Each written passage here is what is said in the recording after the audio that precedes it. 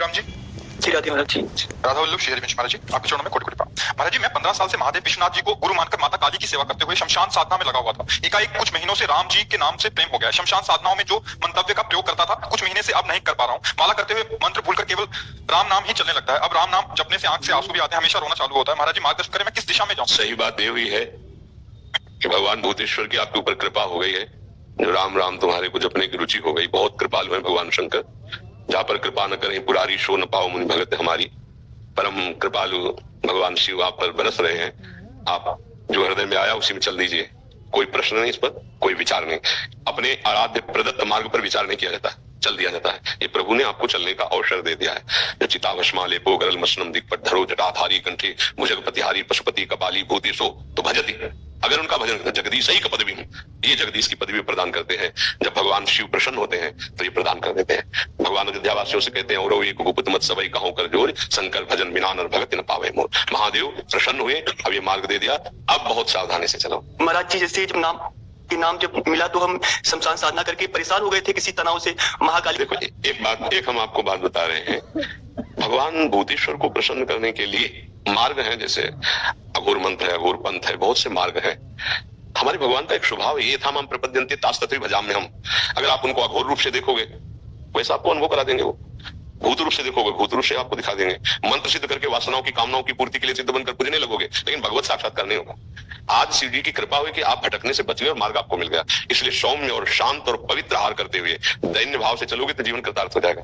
हाँ, जैसे शिव उपासना में है, जो संभल नहीं पाते हैं तो फिर वो गलत मार्ग का अवलंबन ले लेते हैं, क्योंकि हम काशी में ही रहे, घाटों में ही रहे और उन्हीं के उपासक रहे हैं। फिर वो तुम आपके पास आए। हाँ, वो अन्य जो नहीं पाना चाहिए वो पाने लगते हैं, जो नहीं पीना चाहिए वो पीने लगते हैं और कहते हैं भगवान शिव हलाहल विष समस्त देवता और भगवान की प्रार्थना स्वीकार की। जिस समय समुद्र मंथन हुआ तो समुद्र मंथन से सबसे पहले हलाल विष निकला जो पूरे विश्व को भस्म कर देता। तो स्वयं अजित भगवान श्री हरि समस्त देवता आदित्य भगवान शिव की शरण में गए और जब वंदना की और कहा प्रभु रक्षा करो इस जगत की, क्योंकि आप ही कर सकते हो रक्षा।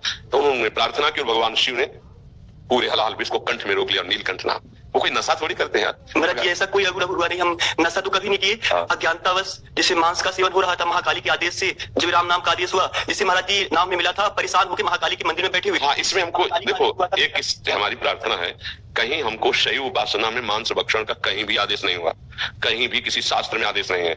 आप ये कहीं किसी गलत सलाह में अपने मन की सलाह में फंस गए। नहीं, आजीवन बचपन से लेकर के अभी तक महाराज जी उसका वही संकल्प लेके परित्याग कर दिया, काफी समय हो गया। अब कभी नहीं, के सामने माँ काली का आदेश से छोड़ दिया। अब कभी महाकाली का आदेश से हमने ऐसा किया। इससे अनुभव हुआ परेशानियों से। माँ ने बोला 4 लाख का ऐसा अनुभव हुआ कि 4 लाख राम नाम का जाप करो। हमको बस इतना केवल कहना है कि हमारी वो माँ ही नहीं हो सकती जो हमारे भाइयों की हत्या पसंद करते हैं। अगर वो हमारी जगदम्बा है तो हमारा ही भाई है। और अगर बकरा की बलि लेकर अम्मा प्रसन्न होती तो मुझे लगता है वो अम्मा नहीं है। ऐसा माँ का स्वभाव नहीं है। ये हमारे अपनी जिह्वा को पोषित करने के लिए ऐसी लीलाएं करते हैं। नहीं तो अम्बा ने रक्त चाटा, रक्त बीज का कारण था। वो ऐसा राक्षस दैत्य था कि अगर उसका अस्त्र मारो और जितने बूंद वो गिरेगा रक्त, उतना दूसरा रक्त बीज तैयार। अब कोई देवता अस्त्र प्रहार करे तो सैकड़ों लाखों रक्त बीज तैयार। अब अम्बा ने विचार किया आप कैसे इसको कैसे, भाई आप जितना काटो उसको, एक को काटा जितना रक्त निकला लाखों रक्त बीज वैसे ही तैयार हो गए। तब आद्या शक्ति महाकाली की सब देवताओं ने प्रार्थना की कि अम्मा तुम ही देख सकती हो, बहुत ही उद्दंडता कर रहा है। योजनों लंबी दिव्या, योजनों विशाल खड्ग और खप्पर मारा, जिब्या में लपेट करके पूरा चाट गए, एक और नेरे सबको मार के। तो अम्बा ने ये किया है अपने बेटों की रक्षा के लिए। ये जो निरीह जीव हैं, तुम्हारे एक चुटकी से ऐसे काट के तो क्या करोगे। हमारी प्रार्थना है, कहीं हमको शैव उपासना में मांस भक्षण का कहीं भी आदेश नहीं हुआ। कहीं भी किसी शास्त्र में आदेश नहीं है। आप ये कहीं किसी गलत सलाह में अपने मन की सलाह में फंस गए। नहीं, आजीवन बचपन से लेकर के अभी तक महाराज जी उसका वही संकल्प लेके परित्याग कर दिया, काफी समय हो गया। अब कभी नहीं, के सामने माँ काली का आदेश से छोड़ दिया। अब कभी महाकाली का आदेश से हमने ऐसा किया। इससे अनुभव हुआ परेशानियों से। माँ ने बोला 4 लाख का ऐसा अनुभव हुआ कि 4 लाख राम नाम का जाप करो। हमको बस इतना केवल कहना है कि हमारी वो माँ ही नहीं हो सकती जो हमारे भाइयों की हत्या पसंद करते हैं। अगर वो हमारी जगदम्बा है तो हमारा ही भाई है। और अगर बकरा की बलि लेकर अम्मा प्रसन्न होती तो मुझे लगता है वो अम्मा नहीं है। ऐसा माँ का स्वभाव नहीं है। ये हमारे अपनी जिह्वा को पोषित करने के लिए ऐसी लीलाएं करते हैं। नहीं तो अम्बा ने रक्त चाटा, रक्त बीज का कारण था। वो ऐसा राक्षस दैत्य था कि अगर उसका अस्त्र मारो और जितने बूंद वो गिरेगा रक्त, उतना दूसरा रक्त बीज तैयार। अब कोई देवता अस्त्र प्रहार करे तो सैकड़ों लाखों रक्त बीज तैयार। अब अम्बा ने विचार किया आप कैसे इसको कैसे, भाई आप जितना काटो उसको, एक को काटा जितना रक्त निकला लाखों रक्त बीज वैसे ही तैयार हो गए। तब आद्या शक्ति महाकाली की सब देवताओं ने प्रार्थना की कि अम्मा तुम ही देख सकती हो, बहुत ही उद्दंडता कर रहा है। योजनों लंबी दिव्या, योजनों और विशाल खड्ग और खप्पर मारा, जिब्या में लपेट करके पूरा चाट गए, एक और नेरे सबको मार के ऊपर। तो अंबा ने ये किया है अपने बेटों की रक्षा के लिए। ये जो निरीह जीव हैं, तुम्हारे एक चुटकी से ऐसे काटे तो आ करोगे, पर दुख देने वाला कभी सुखी हो जा, किसी की आराधना करता हो, मुझे तो समझ में नहीं आता। आराधना का स्वरूप होता है परिहित सरिष। कोई भी सिद्धांत ऐसा हमें आज तक नहीं मिला, क्योंकि शैव उपासना में हम भी रहे और बहुत अनन्य रहे और कट्टर शैव रहे, कोई मिलावट नहीं रही है। हाँ, ऐसा नहीं कि हम चिता की भस्म नहीं लगाई या काशी के घाटों का सेवन नहीं किया या भस्मीभूत महादेव जी की आराधना नहीं की, पर अवक्षा भक्ष का कहीं भी ऐसा नहीं था। देखो, एक स्थिति होती है, जैसे आद्य गुरु भगवान शंकराचार्य जा रहे थे तो अपने शिष्यों की परीक्षा के लिए वो एक जगह मछली बिक रही थी, ऐसे उठाया, ऐसे ऐसे खड़े हो गए थे, 4 जो शिष्य थे वो खड़े ऐसे, और अन्य जो थे गुरु जी पा रहे तो अनुकरण कर रहे हैं। आगे बढ़े तो कांच लाया जा रहा था, नारियल का खप्पर में से भरा कांच, ऐसे गलता हुआ कांच पी लिए। अब शिष्यों की तरफ देखा, उनकी तरफ नहीं, बोले पियो। गुरु जी सामर्थ्य ने तो मछली क्यों खाई? बोले आपने खाई? तो बोले पिया ना हमने। उनसे पूछा आपने क्यों नहीं खाया जब हम पा रहे थे? उन्होंने आपने आज्ञा नहीं करी।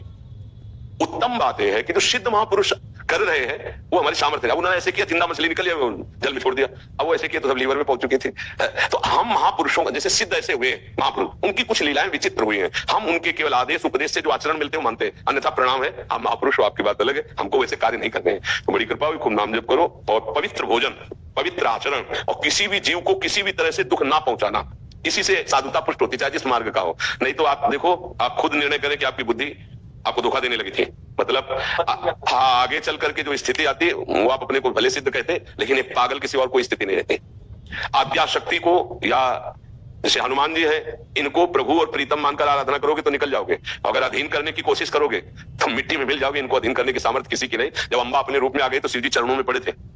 दर्शन करते हो कभी? ऐसा दर्शन किया, मां विशाल और चरणों में पड़े हुए हैं। आद्या शक्ति है, कभी कोई जैसे ऐसे नहीं कि हम दैवी शक्ति को सिद्ध, वो बहुत, इसलिए नाम जप करे, बड़ी कृपा है कि आपको राम राम का मार्ग मिल गया, खूब नाम जप करो। कोई कुछ चलता ही नहीं महाराज इनके अलावा। हाँ, बस शांत, और किसी से कहिएगा भी नहीं, क्योंकि फिर अंतर ध्यान हो जाता है। अगर हम कहते हैं हमारा भजन बहुत दिव्य चल रहा है, निरंतर चल रहा है, वो रुक जाएगा, ये हम दिव्यता की बात कहते हैं।